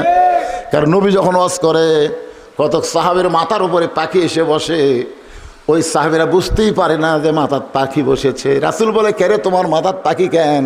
বলে, হুজুর আপনার আলোচনা শুনতে গিয়া এমন একটা জগতে ঢুকে গেছি, এই দুনিয়ার জগতের কথা আমার আর খেয়াল না। তো এইরকম মনোমুগ্ধকর আলোচনা নবী যখন সাহাবীদের নিয়ে করে, এমন সময় প্রত্যেকে হুসাইন দৌড়ে এসে বলে, রে নবীর সাহাবীরা, সব সময় আমার নানার ওয়াজ তোমরা শোনো, নানাকে আমার কাছে যাইতে দাও না কেন? সব সময় যদি নানার কাছে তোমরা থাকো, তাহলে আমি হোসাইন আমার নানার কাছে কেমনে যাই? এই বলে যখন হোসাইন আসতেছে, আবু বকর হুযায়ফাতুল ইয়ামিনকে বলে, হুযায়ফা, এখন যদি হোসাইন নবীর কাছে আসে, এই দামি কথা থেকে কিন্তু আমরা বঞ্চিত হয়ে যাব, যা যা আটকা। আবু বকর রাদিয়াল্লাহু হুযায়ফারে বলছে। হুযায়ফা দৌড়ে গিয়ে হোসাইনকে বুকের মধ্যে নিয়ে বলতেছে, বাবু তুমি এখন বাইরে যাই খেলাধুলা করো, তোমার নানার আলোচনা আমরা শুনতেছি, এখন তোমরা নানার কাছে যাই, তোমার নানার কাছে যাইও না। এই কথা যেই মাত্র হুযায়ফা হোসাইনকে বলেছে, সঙ্গে সঙ্গে হোসাইন শাহাদত আঙ্গুলি তুলে বলতেছে, রে নানার সাহাবীরা, আমার নানাকে চিনো বলে নানার ওয়াজ তোমাদের ভালো লাগতেছে, কিন্তু আমি হোসাইনকে চিনো না, এই জন্য নানার কাছে আমার যাইতে দেও না। আজকে শুনে নাও, ওই নানার চাইতে আমি কোনো অংশে ছোট না। যেই কইছে নানার চাইতে কোনো অংশে ছোট না, সঙ্গে সঙ্গে হযরত আলী এক দৌড়ে গিয়ে হুযায়ফার কোল থেকে কাইদা নিয়ে মুখে একটা ঠাসি মারছে। কোন মুখে কি কথা বলতেছিস, কোন মুখে কি কথা বলতেছিস? ওয়ারাফা'না লাকা যিকরাক, আল্লাহর পরে এই পৃথিবীতে সবচাইতে দামি যিনি, তিনি হলেন আমাদের নবী, যার সঙ্গে কারো তুলনা চলবে? এই ছোট মুখে বড় কথা কইসকে, এই কয়া মুখত মারছে ঠাসি, এত জোরে ঠাসি মারছে কেন? হযরত আলীর কাছে হোসাইন বেশি মহব্বত না নবী বেশি মহব্বত? আলী বলেছেন, আমি দরকার হলে গোটা দুনিয়া ছাড়তে পারবো, কিন্তু আল্লাহ নবীর সঙ্গ এক মুহূর্তের জন্য আমি ছাড়বো না। আমি আমার জীবনের চাইতেও রাসূলকে অনেক বেশি ভালোবাসি। ধরে কেন সুবহানাল্লাহ। এই যে নিচের দাঁত দেখতেছেন না, এ দাঁতটা উপরে লব কাটে রক্ত বার হয়ে গেছে। কিছুক্ষণ পরে যখন হাত টান দিয়েছে, হোসেন চিল্লায় বলতেছে, নানার সাহাবীরা, কিছুক্ষণ আগে একজন সাহাবীর কোলে থেকে বলেছি, নানার চাইতে আমি কোন অংশে ছোট না। এখন বাবার কোল থেকে বলতেছি, ওই নানার চাইতে আমি অনেক বড়। যেই কইছে বড় রে ভাই, নবীর পাশে একজন সাহাবী বসে আসলো, ওমর ফারুক, লাভ ধরে বলতেছে, কেরে আলী, এই তোমার সন্তান যে বেয়াদবি করতেছে, আমার আব্দুল্লাহ হলে দুই পাও ধরতাম, সিরা তক্তা বানাতাম। নবীর চাইতে বড়, এত বড় কথা বলতে পারে? হয়তো আলী হোসেনকে নিয়ে যখন যাবার চাই, সঙ্গে সঙ্গে নবী দুই কানা হাত বাড়ায় বলে, আলী রে, আমার হোসেনকে আমার কাছ থেকে আলাদা করিস না। সুবহানাল্লাহ কোন? আমার হোসেনকে আমার কাছ থেকে আলাদা করিস না। এই কথা শোনার সঙ্গে সঙ্গে হযরত আলী হোসেনকে ছাইড়া দেয়। হোসেন দৌড়ে এসে নবীর বুকের মধ্যে ঝাঁপ দে, বলে, না না, মনে কষ্ট নিও না নানা, তোমার সাহাবীরা তোমার কাছে আসতে দেয় না বলে আমি রাগ করে বলেছি নানা, আমি আমার জীবনের চাইতেও তোমাকে ভালোবাসি নানা, ও নানা রাগ করো না। নবী বলে, হোসাইন, আমি তো কিছুই মনে করিনি ভাই, এ কথাগুলো তুই যদি ঘরে আমাকে একলা বলতি আমি কিছুই মনে করতাম না, কিন্তু এতগুলো সাহাবীর মধ্যে কেমনে বললি? ওই নানার চাইতে আমি অনেক বড়। হোসেন বলতেছে বুঝবার পারছি আপনার মন খারাপ হয়েছে, তাহলে আপনাকে 3টা প্রশ্ন করব আপনার সাহাবীদের সামনে, আপনি বুঝে শুনে উত্তর দেন। নানা বলেন তো, আমার মা বড় না আপনার মা বড়? নানা হিসাব করে বলেন, আমার মা ফাতেমা আর আপনার মা আমেনা, এই 2 জনের মধ্যে কার মা বড়? হাজার হাজার সাহাবেরা চমকে উঠছে। এইরকম প্রশ্ন নবীকে কেউ করতে পারে? কল্পনাই করে নাই। নবী চোখের পানি বের করে বলে, আমার মা আমেনা জান্নাত পাবে কি পাবে না এই গ্যারান্টি আমি রাসূল দিবার পারি না, তবে আল্লাহ আমেনাকে জান্নাত দিবে। ধরে কোন সুবহানাল্লাহ। আমি 2012 সালে যখন মক্কা মদিনায় গেলাম, মদিনায় যাওয়ার পরে শুনলাম যে রাসূলের মায়ের কবর কোন জায়গায়, আবওয়া প্রান্তরে, মদিনার আবওয়া প্রান্তরে আল্লাহ রাসূলের মায়ের কবর। তা আমি সেই মা আমেনার কবরের পাশে গিয়ে জিয়ারত করতেছি। কি করতেছি? আপনারা জিয়ারত বোঝেন না? কবরের পাশে তো দোয়া দুধ পরে কেবল হাত তুলছি ভাই। ওই এলাকাত কিন্তু পুলিশ ঘুরতেছে, ওরা দৌড়ে আসে, আমি কইলাম মান্য কুল্লো হারাম। কারণ কি?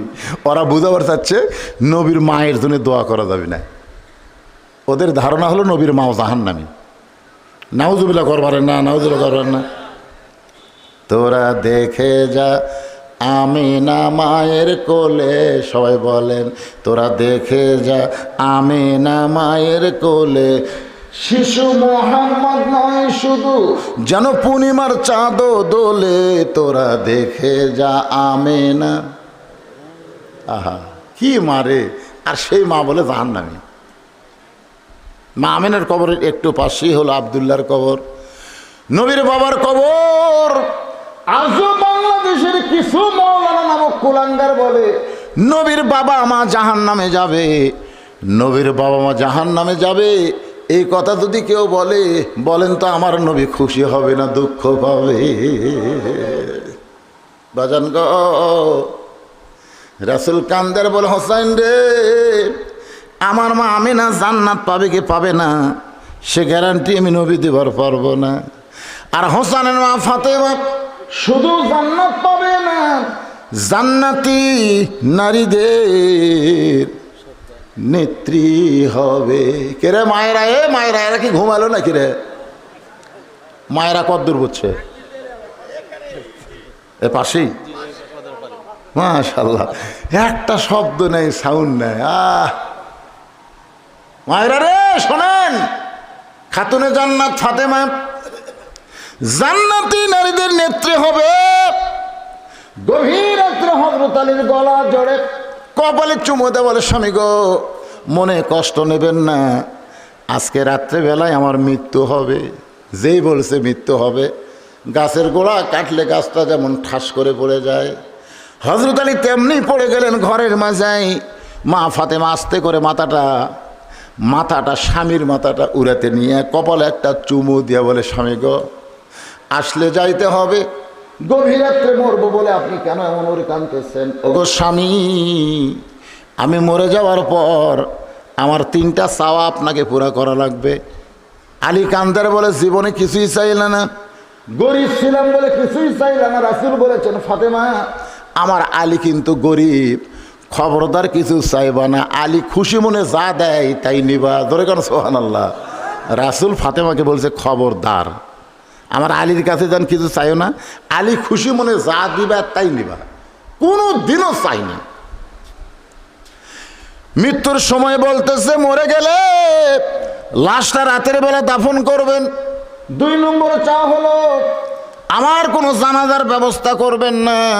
3 নম্বর চাওয়া হলো আমার লাশটা কিন্তু খাটনিতে তোলা চলবে না। এই গভীর রাত্রে জান্নাতুল বাকির পূর্ব কোণায় সবুজ রঙের একটা বাতি জ্বলবে, ওই বাতি বরাবর আমাকে দাফন করবেন।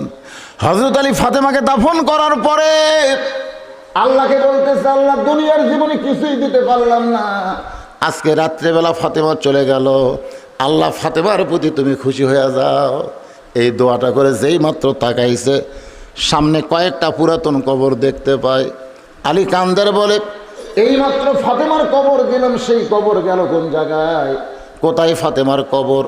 গোটা জান্নাতুল বাকি দৌড়ায় ফাতেমার কবর খুঁজতেছে।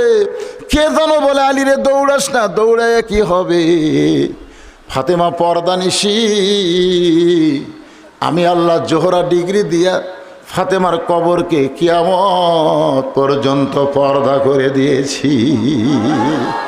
আমার মায়েরা রে, যারা পর্দার অন্তরালে বসে আছেন, মা, এই ফাতেমার সঙ্গে যদি জান্নাতে যাবার চান, তাহলে আপনাদের 1 নম্বর আমল হলো পর্দা। মা, এই পর্দার মধ্যে থাকেন মা, আল্লাহ পাক আপনাদের ফাতেমার সঙ্গে জান্নাত দিয়া দিবে। আমার মায়েদের জন্যে এই সামান্য কথা বলে চলে আসতেছে, একটু খেয়াল করেন। হোসেন বলে, নানা এখন বলেন তো কার মা দামি? বলে, আমার মায়ের চাইতে হোসেনের মা আল্লাহর কাছে কোটি কোটি গুণ বড়। হোসেন বলে, নানা আমার 2 নম্বর প্রশ্ন হলো, আপনার বাবা আর আমার বাবা, এই 2 বাবার মধ্যে কোন বাবা বড়? রাসূল কান্দের বলে, আমার বাবা আব্দুল্লাহ, যার আমি কোনোদিন দেখি নাই, শিশুকালে মইরা গেছে মা, গর্ভে থাকতে মরছে পিতা, নবী চোখে দেখলেন না। আমার বাবা জান্নাত পাবে কি পাবে না, এই গ্যারান্টি আমি নবী দিবার পারবো না। কিন্তু হোসেনের বাবা আলী শুধু জান্নাত পাবে না, এই দুনিয়াতে 10 জন জান্নাতের সার্টিফিকেট পাইছে, তার মধ্যে 4 নম্বর হলো হযরত আলী। রাসূল বলতেছে, আমার বাবা আব্দুল্লাহর চাইতে হোসেনের বাবা আলী কোটি কোটি গুণ বড়। হোসেন বলে, নানা 3 নম্বর প্রশ্ন হলো, তোমার নানা আর আমার নানা, বলো তো নানা, এই 2 জনের মধ্যে কার নানা বড়? সমস্ত সাহাবী চিল্লায় বলে, রে হুসাইন, তোমার নানার নানা ওয়াহাব জুহুরিকে দুনিয়ার কেউ চিনে না, কিন্তু হোসেনের নানাকে শুধু দুনিয়ার মানুষ না, স্বয়ং আসমানের আল্লাহ ঘোষণা করেছে, ওয়া ইন্নাকা লাআলা খুলুকিন আযীম। হোসেন বলে, নানা এখন বলো, যদি মায়ের দিক দিয়ে আমি বড় হই, বাপের দিক দিয়ে যদি আমি বড় হই, আবার নানার দিক দিয়ে যদি আমি বড় হই, তাহলে তুমি আমার সাথে কোন দিক দিয়ে বড়? সঙ্গে সঙ্গে আল্লাহর নবী ওই ছোট্ট হোসেনকে বুকের মধ্যে নিয়ে বলে, আলী রে তুই বড় নিষ্ঠুর, এত জোরে মুখে ঠাসি মারছিস বাবা, এর উপরে দাঁত দেয়, নিচের লব কাইটা গেছে। সেই হোসেন বলতেছে, বাবা তুমি আমাকে মারছো, বাবা তুমি আমাকে ফেলে দিয়েছো, বাবা তুমি কেমন চিনো? হযরত আলী থরথর করে কাঁপতেছে, কি করবে? খাবার টোপলা করে হোসেনকে দিবে না দরজার দিকে যাবে? আল্লাহর কোরআন বলে, আলী রে, সম্পদ আর সন্তান হলো বিপদের কারণ। হোসেন যতই বলুক টোপলা খুলিস না, কারণ তুই তো দোয়া করার সময় বলিসনি যে আমার ফাতেমার জন্য, হোসেনের জন্য খাবার দাও, তুই দরজার ফকিরের জন্য খাবার চাইছি। ফাতেমা কাঁদতেছে, হাসান কাঁদতেছে, হুসাইন কাঁদতেছে। এরপরেও হযরত আলী দরজার দিকে রওনা দেয়। যেই মাত্র দরজা খুলেছে, তাকায় দেখে ফকির দাঁড়ায় মুস্কি মুস্কি হাসতেছে। যেই মাত্র দরজা খুলেছে, তাকায় দেখে ফকির মুস্কি মুস্কি। হযরত আলী রাগ করে, এই মিয়া হাঁটতে পারিস না, কান্দে করে দরজা পর্যন্ত নিয়ে আসলাম, আমার মখমল চাদরে তোকে বসায় দিলাম, জান্নাতের স্বামী বানালেন। যে আলীকে আপনি, আনা মাদিনাতুল ইলমি ওয়া আলিউ বাবুহা, নবী হচ্ছে ইলমের শহর, আলী হচ্ছে তার দরওয়াজা। আবার সেই আলীকে আসাদুল্লাহিল গালিব ডিগ্রি দিলেন। একে আলীকে এত ডিগ্রি আপনি দিলেন, আল্লাহ কয়, ফেরেশতা তোদের কি মনে হয় আমি ইচ্ছা করে ডিগ্রি দিছি না আলী ডিগ্রি অর্জন করেছে? সুবহানাল্লাহ। একটা হলো আমাদের বাংলাদেশে অনেকে দেখবেন ডিগ্রি অর্জন করেনি, ডিগ্রি নিয়ে ঘুরতেছে, এরকম আছে না নাই? তা আমি আল্লাহ আলীকে যে ডিগ্রি দিছি, এটা কি এমনি এমনি না অর্জন করেছে? যদি পরীক্ষা করবার চাও, লিয়াবলুয়াকুম আইয়ুকুম আহসানু আমালান ওয়া হুয়াল আজিজুল আজিজুল গফুর। বলে আমি ফকিরের সুরতে মানুষের চেহারায় রাস্তার কাছে পড়েছিলাম, আলী রে তুমি যখন আমাকে সালাম দিলা, আমি সালামের উত্তর না দিয়া এই মিয়া শব্দ উল্লেখ করলাম। ইচ্ছা করলে আসাদুল্লাহিল গালিব তুমি আমার চর মারতে পারতা, কিন্তু আমার চর না মেরে আল্লাহর কোরআনকে সম্মান দিয়া আমাকে তুমি কান্দে করে নিয়ে আসলা। আলীরে ইচ্ছা করলে আমাকে মাটিতে তুমি বসাবার পারতা, কিন্তু আল্লাহর কোরআনকে সম্মান দিয়া তোমার দামি চাদরের মধ্যে আমাকে বসায় দিলা। আলী রে বাড়ির মধ্যে ঢুইকা তোমার ফাতেমা 3 দিনের না খাওয়া, তোমার হাসান হোসেন 2 দিন হলো খাই নাই, খাবার টুবলা পাইয়া বিবি বাচ্চার সামনে না দিয়া তুমি দরদার ফকির পর্যন্ত নিয়ে আসলে। আলী রে আজ থেকে তুমি শুধু আলী না, এই মুহূর্তে তোমার একটা ডিগ্রি আল্লাহ দিল, যেই ডিগ্রি কোনো নবীকে আল্লাহ দেয় নাই, যেই ডিগ্রি কোনো সাহাবীকে আল্লাহ দেয় নাই, কিয়ামত পর্যন্ত যেই ডিগ্রি দুনিয়ার কোনো মানুষ পাবে না, সেই ডিগ্রি হলো কাররামাল্লাহু ওয়াজহু। জোরে কোন সুবহানাল্লাহ। আল্লাহর কোরআনকে ইজ্জত করার কারণে আল্লাহ তোমার চেহারাকে সবার চাইতে সম্মানিত বানায় দিল। জোরে কোন সুবহানাল্লাহ। ছেলে বলতেছে, বাবা ছোট্টবেলায় আমি আপনার কোলে চড়তাম, কাকারে চড়তাম, কত আদর আপনি আমাকে করতেন, কিন্তু এখন আমার বয়স কয় বছর? 27 বছর। জোরে কোন কয় বছর? আপনি হয়ে গেলেন বুড়িয়া। আপনি যখন চলে গেছিলেন আমি তখন মায়ের উদরে ছিলাম, আমার মা তখন যুবতী ছিল। আবার যখন আপনি ফিরে আসলেন আপনি বুড়া, আমার মা বুড়ি হয়ে গেল। ও বাবা, স্ত্রী সন্তানের ভরণ পোষণ বাদ দিয়ে আপনি দাওয়াতের কাজ করলেন, আমারে 3টা প্রশ্নের উত্তর দেন। বৃদ্ধ সাহাবী পাগলের মতন কান্দের বলে, আল্লাহ আমি কি ভুল করেছি, আমি কি ভুল করেছি? সঙ্গে সঙ্গে আল্লাহ জানাই দিলেন, ইয়া আইয়ুহাল ইনসানু মা গররাকা বিরাব্বিকাল কারীম। কিসের মায়ে পড়ে, কিসের ধোকায় পড়ে তোমাদের সম্মানিত আল্লাহকে তোমরা ভুলে গেলে? বাজান গো, আমি বুড়া হয়ে গেছি, তোমার মায়ের হক আদায় করিনি, তোমার হক আদায় করিনি। একটু চক্ষু বন্ধ করো, একটু চক্ষু বন্ধ করো।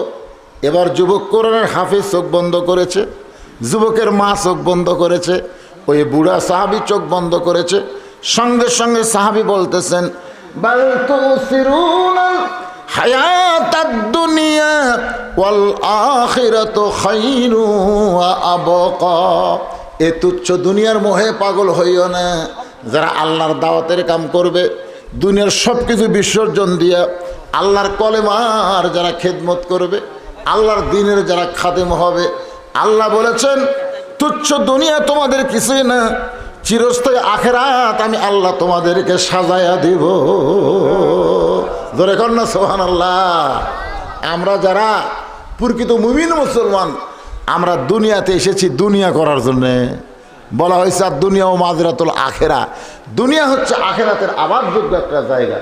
এখানে যে যেভাবে আবাদ করবে সেই আবাদের ফসল পাবে আখেরাতে। ধরে কোন কথা ঠিক? আজকের আলোচনার ভিতর দিয়ে আমি এই জিনিসটা আপনাদের সামনে উপস্থাপন করতে চেয়েছি।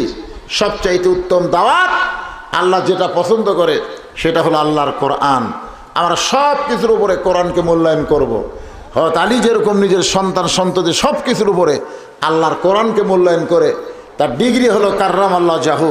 আমরা আল্লাহর কোরআনকে মূল্য দিয়ে আমাদের সম্মান যেন আল্লাহ বাড়ায় দেয়। ইন্না আকরামাকুম ইনদাল্লাহি আতকাকুম। ওই ব্যক্তি সবচাইতে বেশি সম্মানিত হয় যার কলিজার মধ্যে আল্লাহর বেশি হয়। আল্লাহ আমাদের সকলের জন্য কবুল করুক। সকলে বলে আল্লাহুম্মা আমিন। বেশি রাত্রে ওয়াজ শোনা, এখানে সিস্টেম ভালো। পরশুদিন যেটা ওয়াজ করছিলাম কয়েকদিন আগে, ওখানেও আমাকে তুলে দিছিল এশার নামাজের পরে। আমরা ওয়াজ শেষ করছিলাম 10:30টায়, আজকে তুলে দিয়েছে 9টায়। আমরা ওয়াজ শেষ করলাম 11:15টায়। এই যে একটা সময় আমরা পেলাম, এখন যা বাড়িতে ঘুম পাড়তে পারবো, আবার ফজরের নামাজ জামাতের সঙ্গে আদায় হবে। ধরে কোন কথা ঠিক কিনা? বক্তা তুলে দিল রাত 10টার পরে, আর বক্তা ওয়াজ করতে করতে রাত 1টা বাজালো। বাড়িতে সব হিচ্চকে ঘুম দিল, ফজর আজান কোন দিক দিয়ে গেল শোনাই গেল না। আপনারা বলেন তো, সারা জীবনের ওয়াজ যদি এক পাল্লায় দেওয়া হয় আর ফজরের নামাজ যদি আর এক পাল্লায় দেওয়া হয়, ওজন বেশি হবে কার? এই জন্য আমরা সিস্টেম ভালো না খারাপ? হ্যাঁ, সন্ধ্যার সকাল সকাল উঠবো, আগে ভাগে ওয়াজ শেষ করব। মাদ্রাসা কবুল করুক, মাদ্রাসায় দান করেছে তাদের দানকে কবুল করুক, যারা মাদ্রাসায় কষ্ট করে নির্মাণ করতেছে আল্লাহ তাদের সকলকে মাদ্রাসার উসিলায় জান্নাত হিসেবে আল্লাহ কবুল করুক। সকলে বলে আল্লাহুম্মা আমিন। আস্তাগফিরুল্লাহ রাব্বি মিন কুল্লি জামবি ওয়া তুবু ইলাই। আস্তাগফিরুল্লাহ রাব্বি মিন কুল্লি জামবি ওয়া তুবু ইলাই। লা হাওলা ওয়ালা কুওয়াতা ইল্লা বিল্লাহিল আলিয়্যিল আযীম। সভাপতি সাহেব, আপনারটা বলা হলো না, বলা লাগবে না?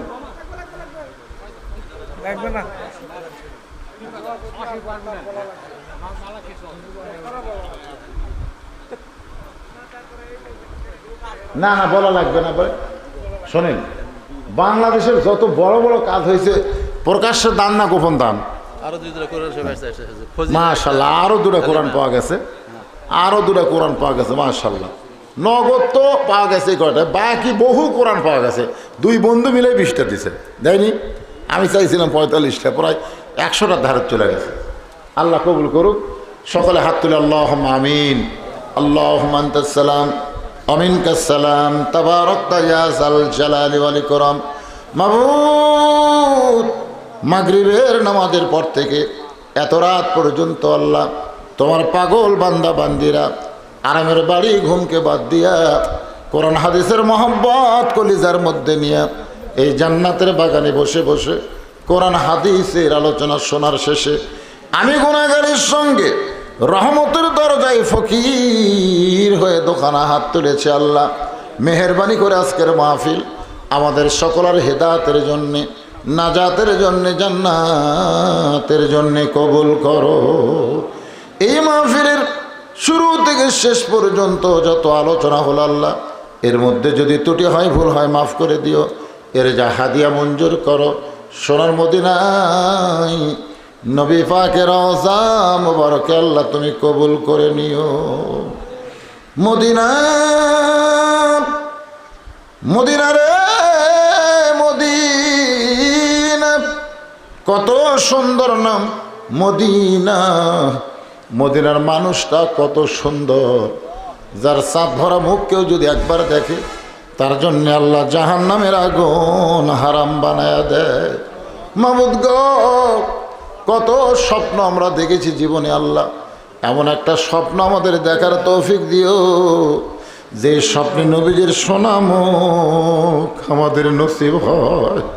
তামাম আম্বিয়ায়ে কেরাম, আসহাবে কেরাম, তাবিনে কেরাম, তাবা তাবিনে কেরাম, আউলিয়ায়ে কেরাম, পীর মাশায়েখ, বুজুর্গানে কেরাম, তামাম পৃথিবীর মাটির নিচে যত মুমিন মুমিনা আছে আল্লাহ সকলের আরওয়াহ পরে হাদিয়া কবুল করো। ও মাবুদ, আমরা যারা হাত তুলেছি আল্লাহ, আমাদের জনম দুখুনি মা যাদের কবরে গেছে, ছোট্ট একটা শব্দ মা, এই নামের মধ্যে যে কি মধুরে, যাদের মা নাই তারাই বুঝতেছে আল্লাহ। এই দরদের মা যাদের কবরে গেছে আল্লাহ মেহেরবানি করে মায়ের কবর জান্নাতের টুকরা বানাও। আল্লাহ আমি সহ আমরা যারা বাবা হারে এতিম হয়ে গেছে আল্লাহ, বাবার কবরকে জান্নাতের টুকরা বানাও। আল্লাহ এই মাদ্রাসাকে কিয়ামত পর্যন্ত কবুল করো। আল্লাহ এই মাদ্রাসার জায়গা জমি দিয়ে যারা কবরে চলে গেছে আল্লাহ তাদের কবরকে জান্নাতের টুকরা বানাও। মাবুদ, তোমার নবীর কোরআনের ঘর মাদ্রাসাকে মহাব্বত করে নগদে বাকিতে আজকে যারা দান করে দিল আল্লাহ সকলের দানগুলোকে জান্নাতের বিনিময় হিসাবে কবুল করে নাও। আল্লাহ মাদ্রাসার সভাপতি, মাদ্রাসার সহসভাপতি, মাদ্রাসার সেক্রেটারি, মাদ্রাসার ক্যাশিয়ার, মাদ্রাসার মহতামি, মাদ্রাসার ওস্তাদ, মাদ্রাসার তালবে ইলম যার মাথায় পাগড়ি পরানো হলো আল্লাহ সকলকেই তুমি কবুল করো। আজকের মাহফিলের সম্মানিত সভাপতিকে আল্লাহ তুমি কবুল করো, প্রধান অতিথিকে আল্লাহ কবুল করো। আমার ভাইজানের বাপ মা কবরে চলে গেছে আল্লাহ তার বাপ মার কবর জান্নাতের টুকরা বানায় দাও। আমি গুনাহগার আল্লাহ, অসুস্থ মানুষ, যার দুই কানাত পছন্দ করো সেই দুই হাতের উসিলাই আজকের গোটা মাহফিলকে আল্লাহ তুমি কবুল করো। আমার মা বোনেরা যারা পর্দার অন্তরালে বসে বসে শুনলো আবিদাস সালিহা পর্দানশি কবুল করে মা ফাতেমার সঙ্গে তাদের জান্নাত দিও। আল্লাহ গোটা বিশ্বের মুসলমানকে হেফাজত করো।